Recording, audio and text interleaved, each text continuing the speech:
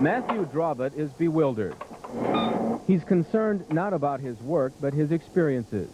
He sits in an office in Moscow, writing a report on his latest oil field assignment. On one wall is a plot of seismic data, which helps geologists find oil. On another, a map of his company's work in the West Berezyen oil field of Siberia. Matthew is a Russian seismic technician.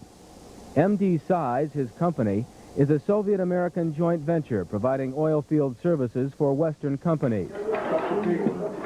He has just returned from Raduzhny in Siberia, where he spent several weeks working side by side with Dallas geophysicist Terry Mulholland.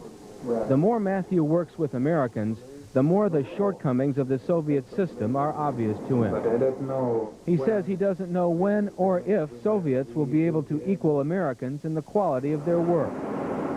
One floor below, Dallas resident Joe Beekman sits in front of his computer. He works for the American side of MD Size. His job is to teach the Soviets oil field data processing. I started in the data processing business in the early 60s, and I would say that's about where they are right now. The reason, he says, is out-of-date computer technology. That has been resolved here by importing an American computer from Houston. Because the Soviets have excellent training in mathematics, he expects the operation here to be up to American standards within 6 months to a year. But during his weeks in Moscow, he has been learning, too, about the Soviets as people. I think if all people were to have the same ideas that some of the Soviets have expressed to me, I think the world would be a better place. What are some of those ideas? Well, the ideas are that they have never been our enemy, that it's been the governments that were enemies. I think basically people all over the world are not enemies. In the eyes of American oil men working here, a nation which a few months ago was the evil empire has been transformed into a nation of real people in trouble.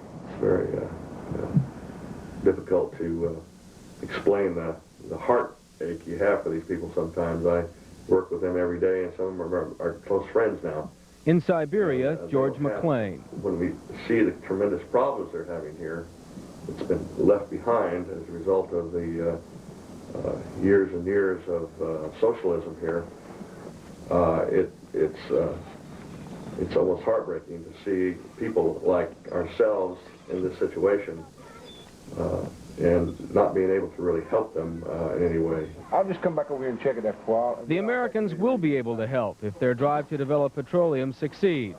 At the same time, their situation here is delicate. In Moscow, George Reese is a consultant to Western oil companies. I think there's going to be some animosity. I think the social problems are something that are going to be difficult to predict. Out in the oil fields, American hands are making hundreds of times more money than their Soviet counterparts.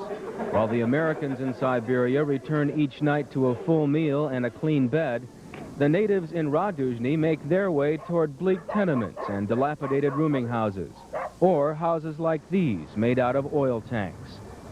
This may be the pot at the end of the rainbow for oil reserves, but it is still a desolate place in a disintegrating land. The Americans have the precarious duty of being oilmen, ambassadors, and magicians at the same time. They must help change a society while turning red oil into gold. Byron Harris, Channel 8 News, Raduzhny, Siberia.